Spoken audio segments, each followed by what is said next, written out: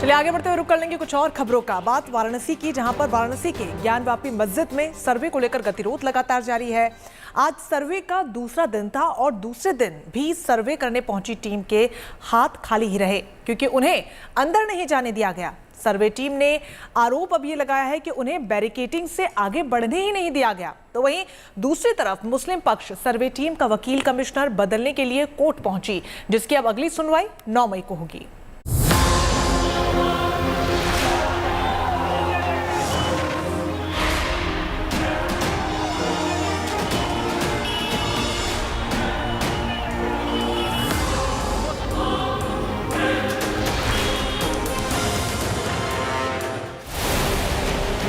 अयोध्या के बाद काशी विश्वनाथ को हिंदुओं की आस्था के सबसे बड़े केंद्र के तौर पर देखा जाता है। ऐसा इसलिए है क्योंकि अयोध्या भगवान राम की नगरी है, तो काशी यानी वाराणसी को भगवान शिव की नगरी माना जाता है। लेकिन आजकल महादेव की नगरी वाराणसी का माहौल गरमाया हुआ, क्योंकि कोर्ट के आदेश पर ज्ञानवापी मस्जिद में सर्वे का दूसरा दिन। हालांकि शुक्रवार की तरह आज भी मस्जिद के अंदर जाने से सर्वे टीम को रोक दिया गया। भारी मात्रा में मुस्लिम समाज के लोग बैरिकेडिंग के अंदर हैं और जब एडवोकेट कमिश्नर साहब बैरिकेडिंग के अंदर उन्होंने जाने की हम सबकी टीम के साथ कोशिश की तो अंदर नहीं जाने दिया गया। वो लोग दरवाजे पे आके खड़े हो गए और इसीलिए कमिश्नर साहब की कार्रवाई आज कंप्लीट नहीं हो पाई है। यही हमारा स्टेटमेंट है, इससे ज्यादा मैं नहीं क्या होगा अगर यही रुक रहा मुस्लिम जो पक्ष का बात तो है आप आगे क्या हम करेंगे? अपनी बात कोर्ट में कहेंगे। 9 तारीख को इस मामले की कोर्ट में सुनवाई है। हमारे जहाँ पे जो वकील हैं सब लोग अपनी बात कोर्ट में कहेंगे और उसके बाद आगे टाइम लिया जाएगा। अगर स्पेसिफिक ऑर्डर लेना तो स्पेसिफिक ऑर्डर लेंगे, पर मेरे हिसाब से ऑर्डर बहुत क्लियर था, कोर्ट का ऑर्डर बहुत क्लियर था बैरिकेडिंग के अंदर जाने का। उसके बाद भी उस ऑर्डर की कंप्लायंस नहीं हुई है। अब ये न्यायालय को देखना है, 9 तारीख के बाद ये न्यायालय देखेगा। दरअसल मस्जिद परिसर में भारी भीड़ मौजूद थी, जो लगातार सर्वे टीम का विरोध कर रही थी। ऐसे में सर्वे टीम अंदर दाखिल नहीं हो पाई। जाहिर है कि दूसरे दिन भी सर्वे के लिए भेजी गई टीम के हाथ खाली हैं। सर्वे के इतर मुस्लिम पक्ष एक बार फिर अदालत तक पहुंच गया, कोर्ट कमिश्नर को हटाने की मांग की। मुस्लिम पक्ष की अर्जी पर सुनवाई करने के बाद कोर्ट ने फैसला सुरक्षित रख लिया। अब इस मामले में 9 मई को सुनवाई है, लेकिन कोर्ट ने मस्जिद परिसर में सर्वे और वीडियोग्राफी जारी रखने का आदेश दिया है।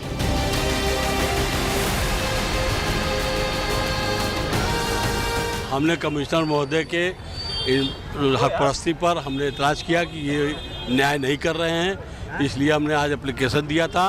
उस एप्लीकेशन पर कोर्ट ने वादी से और वकील कमिश्नर से आपत्ति मांग ली है। 9/5 को जो है ऑर्डर की बहस की डेट लगाए, फिर से सुनवाई की डेट लगाए। इस दौरान शुक्रवार को हुए हंगामे के बाद से पुलिस और प्रशासन पहले से भी ज्यादा अलर्ट रहा। मौके पर भारी पुलिस बल तैनात रहा और फ्लैग मार्च के जरिए हालात बेहतर बनाने की कोशिश भी जारी रही। पुलिस की टीम्स यहाँ पर पूरी पेट्रोलिंग कर रही है। मेरे पीछे वाराणसी पुलिस के जवान लगातार चल रहे हैं। बातचीत भी करूंगा मैं। क्या लग रहा है सर, क्या इस चीज को पेट्रोलिंग? सर जी कोई ऐसी बात नहीं है, सारी चीजें दुरुस्त हैं, शांति व्यवस्था बनी हुई है, कोई दिक्कत नहीं। कल जैसे जिस तरह से दंगे वाले हालात हो गए थे सर, उसके बाद कैसे आप लोग देख रहे हैं? ऐसा कोई दंगा नहीं हुआ था, ये तो बस पैदा हुए नहीं, कोई ऐसा उन्होंने समझाया उसके नहीं हुआ था, कुछ ऐसा नहीं हुआ था। आप लोग संपर्क में हैं, तो ये देख सकते हैं, पीछे देखिए, पीछे देख सकते हैं, यहाँ पेट्रोलिंग लगातार यहाँ पर चल रही है। फिलहाल ज्ञानवापी मस्जिद केस में व्यासपीठ की एंट्री भी हो गई। काशी विश्वनाथ मंदिर के व्यासपीठ का दावा है कि जहां ज्ञानवापी है, उसकी जमीन का मालिकाना हक उनके पास है। हम लोगों को फरीक मुकदमा भी नहीं बनाया गया है, जबकि ओनर्स हम लोग हैं, पुजारी हम लोग हैं। हम लोग को आवश्यक पक्षकार होने के बाद भी उस पक्षकार नहीं बनाया गया है। क्यों, आपको क्यों लगता है ऐसा? क्यों है कि आपको क्यों अलग रखा गया? आप तो उसके पुजारी हैं। तो अब क्या कारण है? साजिश के तहत हम लोग को पार्टी नहीं बनाया गया है। हमको तो पार्टी कॉर्पोरेट करना चाहिए ना पार्टी मुकदमे में, कि श्रृंगार गौरी की ओनरशिप इनके पास है, इनसे भी कुछ लिया जाए, देखा जाए, समझा जाए। तो श्रृंगार गौरी की पूजा पीढ़ियों से हो रही है, पीढ़ियों से हो रही है, पीढ़ी दर पीढ़ी है। ये मतलब अनादिकाल से ही व्यास परिवार के पास में है। इस समय व्यास पीठ के उत्तराधिकारी बाबू जितेंद्र नाथ हैं, योगेंद्र नाथ जी हैं और आशुतोष व्यास जी हैं। एक तरफ ज्ञानवापी मस्जिद में सर्वे जारी है, तो दूसरी तरफ उस पर सियासत भी हावी है। हालांकि पुलिस की पूरी कोशिश है कि हालात काबू में रहे। कुमार अभिषेक के साथ Samarth Srivastava, Varanasi, good news today. Ram Mandir निर्माण का काम तेजी से जारी है। गुड न्यूज टुडे पर हम आपके लिए राम मंदिर निर्माण की सबसे ताजा तस्वीरें लेकर पहुंचे हैं, जो ये बता रही हैं कि रामलला का भव्य दरबार जल्द ही सजने वाला है।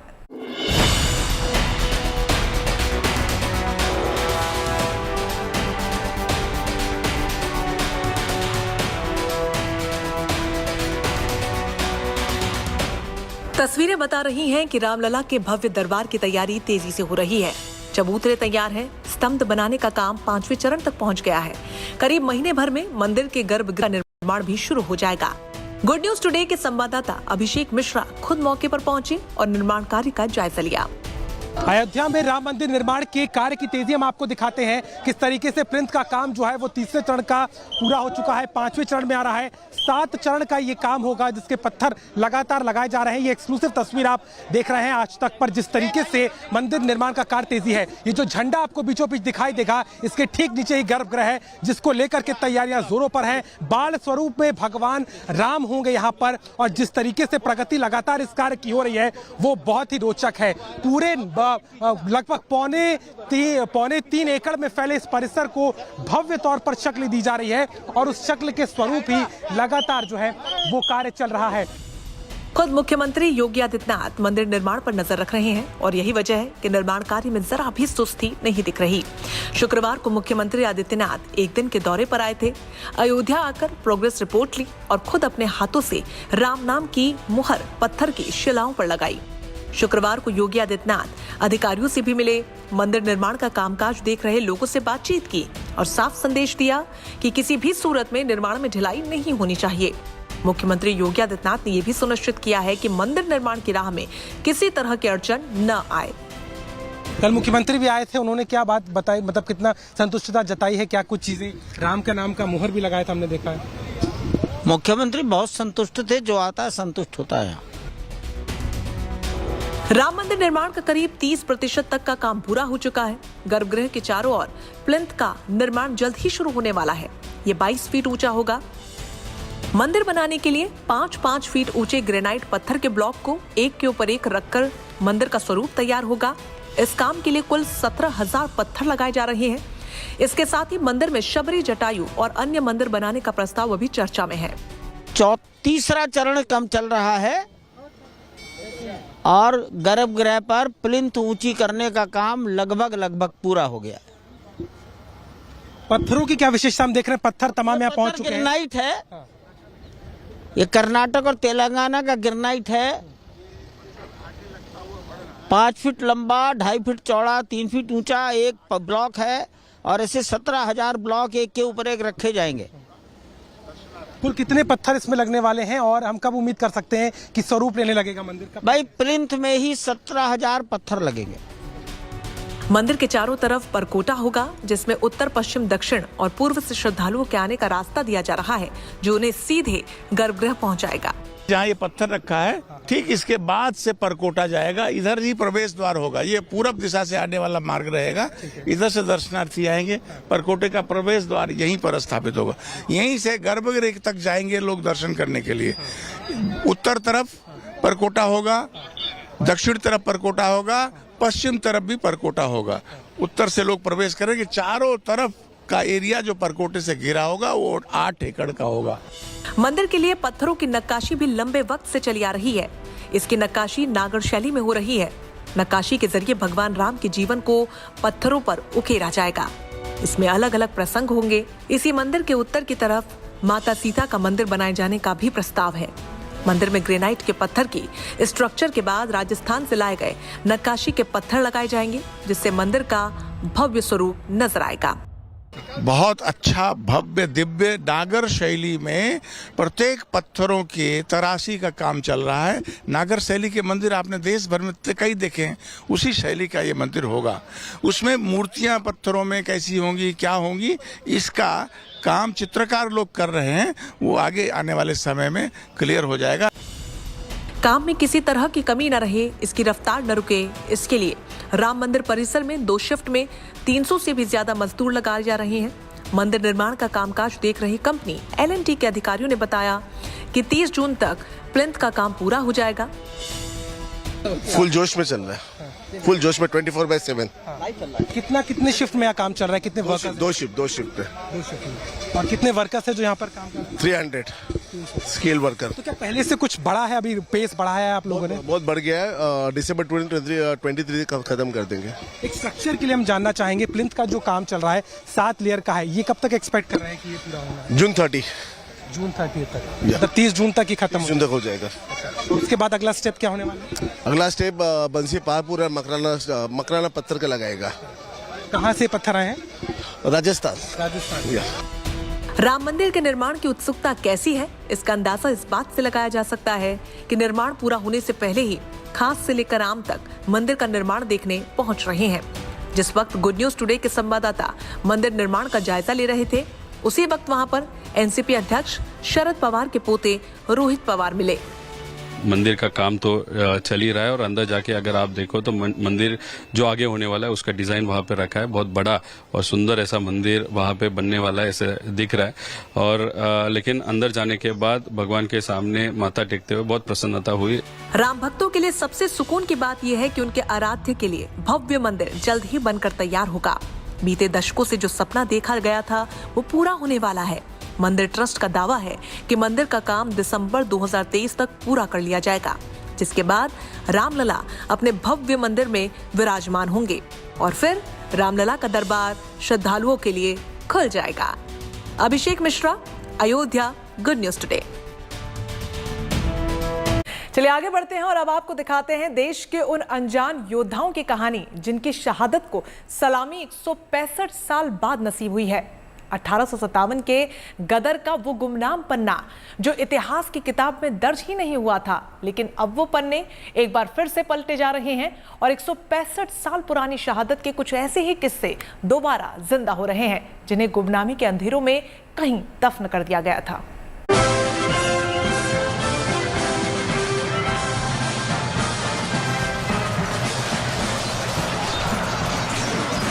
हिंदुस्तान की आजादी की पहली जंग यानी 1857 की वो क्रांति जिसने देश में आजादी की अलख जगाई। 1857 की क्रांति जो इतिहास के पन्नों में अंग्रेजी हुकूमत के खिलाफ सबसे बड़े और सबसे पुराने सिपाही विद्रोह के रूप में दर्ज है। इन पन्नों में ना जाने शहादत की कितनी ही दास्तानें दर्ज हैं, कितनी ही बगावत की कहानियां कैद हैं, जाबाजी और अदम्य साहस की वीर गाथाएं अलंकृत हैं।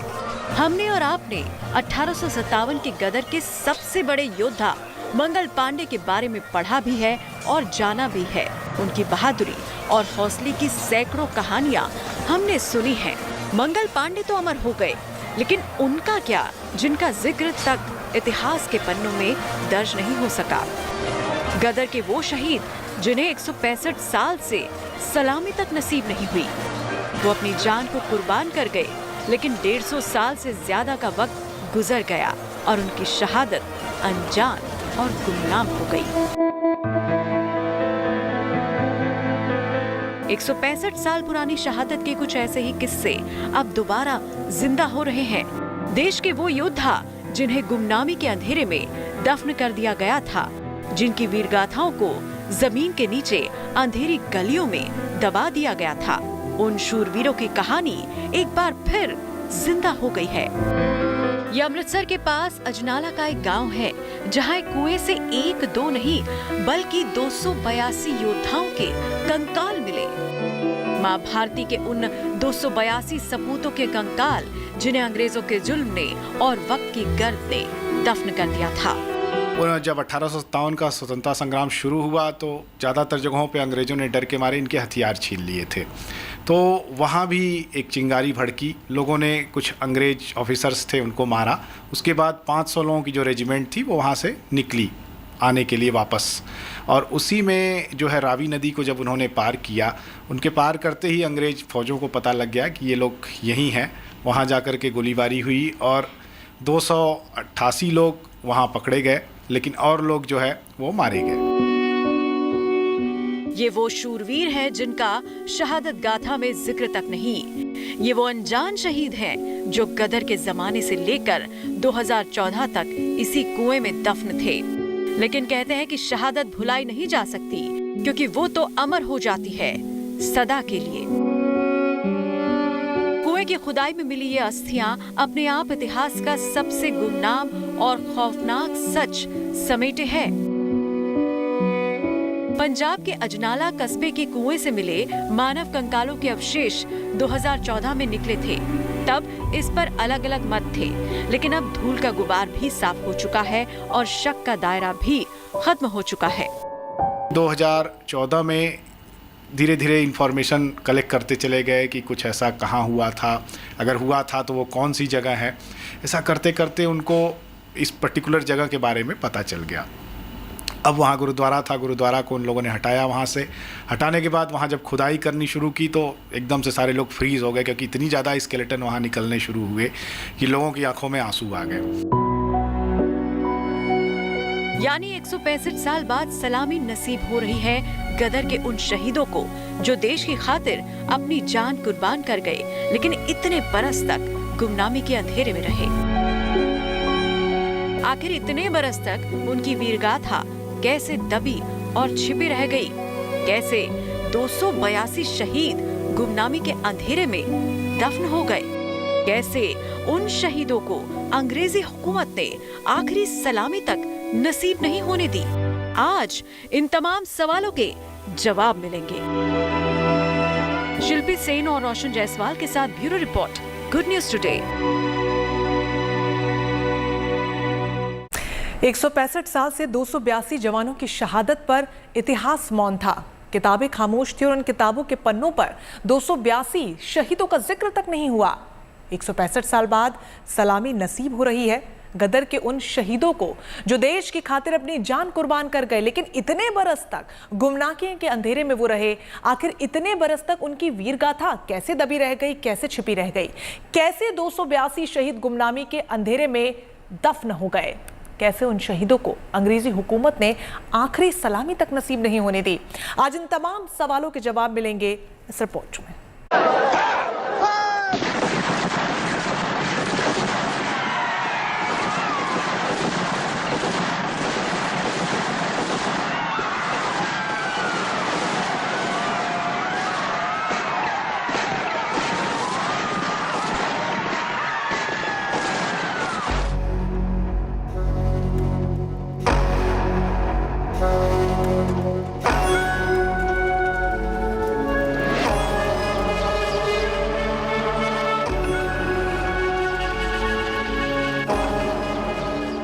जलियांवाला कांड जिसने रूह तक को हिलाकर रख दिया, जहां की चीखों की गूंज आज भी सुनी जा सकती है। वो दर्दनाक सिसकियां आज भी लोगों को बेचैन कर देती हैं।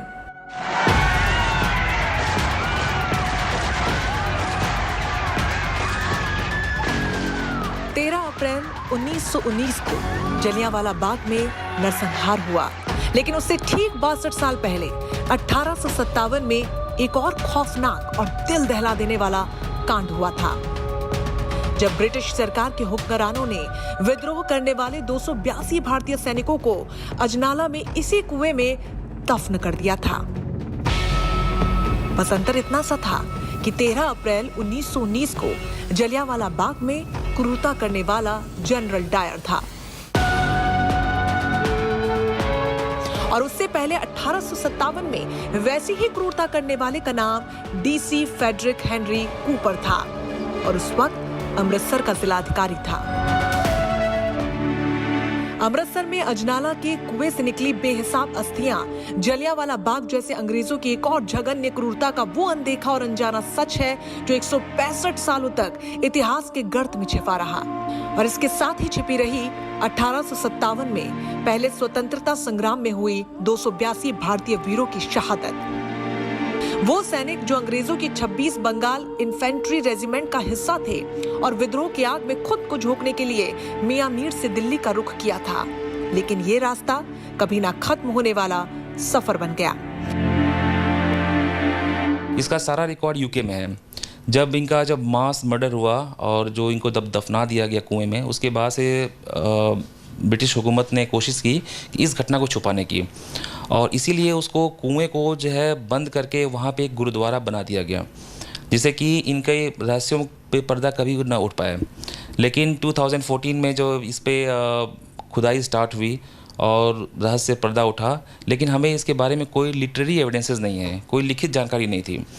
जो टूटी फूटी जो जानकारी थी उससे ये साबित होता था कि ये बंगाल इन्फेंट्री जो ग्रुप है, जो बटालियन है, उसके सोल्जर हो सकते हैं, लेकिन कुछ कंफर्मेशन वो नहीं था, हमारे पास कोई भी एविडेंस नहीं थे। तो उसको जस्ट प्रूव करने के लिए और उसको एक नए सिरे से जो है तह तक जाने के लिए हमने इसका प्रॉपर डीएनए इन्वेस्टिगेशन किया। अब सवाल ये है कि आखिर 282 जवानों की शहादत गुमनाम कैसे रह गई? कैसे देश गदर के जाबाजों की दास्तान शहादत से अनजान रह गया? और कैसे उन वीर सपूतों का सर्वोच्च बलिदान वक्त के गुबार में दफन कर दिया गया? दरअसल अपने इस खौफनाक कांड पर पर्दा डालने के लिए अंग्रेजी अफसरों ने सभी शहीदों को कुएं के नीचे दफन कर दिया और वहां एक गुरुद्वारे का निर्माण करा दिया, जिसे कभी कालियांवाला कहा जाता था, लेकिन अब इसका नाम गुरुद्वारा शहीदावाला है। इस घटना को छुपाने के लिए उन्होंने क्या किया कि एक बगल में कुआं था, उस कुएं में पूरी लाश को फिकवा दिया, ऊपर से चूना डलवा दिया और एक तरीके से इस चीज़ को ख़त्म करने के लिए कुछ सालों बाद वहाँ एक गुरुद्वारा भी बनवा दिया। लेकिन एक हिस्टोरियन थे सुरिंदर कोचर, जो कि पंजाब के थे, उन्होंने क्या किया कि 2014 में धीरे धीरे इन्फॉर्मेशन कलेक्ट करते चले गए कि कुछ ऐसा कहाँ हुआ था, अगर हुआ था तो वो कौन सी जगह है। ऐसा करते करते उनको इस पर्टिकुलर जगह के बारे में पता चल गया। जलियांवाला बाग जैसी इस हैवानियत का किसी को पता नहीं चला, लेकिन शहादत तो कभी भुलाई नहीं जा सकती। ऐसे में उन रणबांकुरों को भूल जाना कैसे मुमकिन है? 28 फरवरी 2014 को कुएं की ऐतिहासिक खुदाई हुई और जो सामने आया वो ब्रिटिश अफसरों का काला सच था। 3 विश्वविद्यालयों की टीम ने दिन रात मेहनत कर सालों की रिसर्च और डीएनए से लेकर आइसोटोप तक का अध्ययन कर ये पता लगा लिया कि कुएं से निकले अवशेष भारतीय जाबाजों के ही थे। हम लोगों ने पहले उसका डीएनए एनालिसिस किया। डीएनए एनालिसिस में ये पता लगा कि ये लोग पंजाब के न होकर के ये लोग गंगा घाटी के क्षेत्र के वाले लोग हैं, जो कि इस क्षेत्र में रहते थे। और दूसरा हम लोगों ने एक इंडिपेंडेंट एनालिसिस किया जो बिरबल साहनी इंस्टीट्यूट लखनऊ में हुआ, कि उन लोगों के दांतों से इनामल निकाल कर ये देखा गया कि ये लोग खाना क्या खाते हैं, क्योंकि उससे पता लगता है कि आदमी जो है वो किस रीजन से पाया जाता है। तो ये उससे और कंफर्म हो गया कि ये लोग इसी रीजन के थे, इन्हीं क्षेत्रों के थे, वो लोग पंजाबी नहीं थे, पंजाब के रीजन के नहीं थे। 165 साल से 282 जवानों की शहादत पर इतिहास मौन था, किताबें खामोश थी और उन किताबों के पन्नों पर 282 शहीदों का जिक्र तक नहीं था। यानी ये रणबांकुरे 165 साल तक आजादी के लिए तरसते रहे, 165 साल तक एक अदद सलामी के लिए तरसते रहे। यानी गदर के इतिहास का वो गुमनाम पन्ना जिस पर इन वीर जाबाजों का नाम दर्ज तक नहीं है। शिल्पी सेन और रोशन जायसवाल के साथ bureau report, good news today. भ्रष्टाचार के खिलाफ तगड़ा प्रहार हुआ है। अवैध खनन मामले में ईडी ने देश भर में छापेमारी की और ये कार्रवाई झारखंड की सीनियर आईएएस अधिकारी पूजा सिंघल के खिलाफ भी की गई। पूजा सिंघल वो आईएएस अधिकारी हैं जिनका नाम कभी लिम्का बुक ऑफ रिकॉर्ड्स में दर्ज हुआ था, लेकिन अब वो जांच एजेंसियों के रडार पर हैं। ईडी की कार्रवाई में बड़े 19 करोड़ से ज्यादा का कैश जब्त किया गया है और साथ ही काफी बेनामी संपत्ति का भी खुलासा हुआ है। ईडी फिलहाल इस पूरे मामले की जांच कर रही है।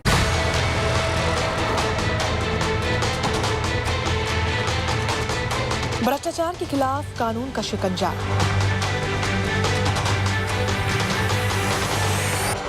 अवैध खनन मामले में ईडी की कार्रवाई। आईएएस पूजा सिंघल के 25 ठिकानों पर की गई छापेमारी। इन तस्वीरों को देखिए। नोटों का ये बंडल आईएएस पूजा सिंघल की काली कमाई की है, जिसके तार सत्ता के कई करीबी लोगों के साथ साथ बड़े व्यवसायियों से भी जुड़े हुए हैं। दरअसल अवैध खनन मामले में ईडी ने देश भर में छापेमारी की।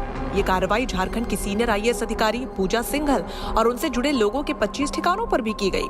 अफसर के करीबी सीए के घर से 19 करोड़ 31 लाख रुपए जब्त किए गए। देर रात सुरक्षाकर्मी कई बक्सों में भरकर इसे बसों में ले गए। इसके अलावा कई महत्वपूर्ण दस्तावेज और बेनामी संपत्ति के कागजातों को भी जब्त किया गया। सूत्रों से मिली जानकारी के अनुसार पूजा सिंघल के पास करीब 150 करोड़ रुपए की बेहिसाब संपत्ति से संबंधित दस्तावेज मिले, जिसकी छानबीन ईडी की टीम कर रही है। हालांकि अभी तक इसकी आधिकारिक पुष्टि ईडी की तरफ से नहीं की गई है। कि 18 करोड़ का मिस अप्रोप्रिएशन हुआ था मनरेगा फंड में, एम्बेजलमेंट का मामला है और इसको लेकर खूंटी में ये मिस अप्रोप्रिएशन हुआ था, जिसको लेकर एक सेक्शन ऑफिसर की गिरफ्तारी हुई थी। 16 एफआईआर दर्ज किए गए थे। उसके आधार पर राम विनोद सिन्हा की गिरफ्तारी हुई थी और उस गिरफ्तारी के बाद जब ईडी के टीम ने राम विनोद सिन्हा को क्विज किया और उसके क्वेश्चनिंग के आधार पर कुछ ब्यूरोक्रेट्स के नाम आए, जिसमें पूजा सिंघल का नाम भी उभर कर आया है।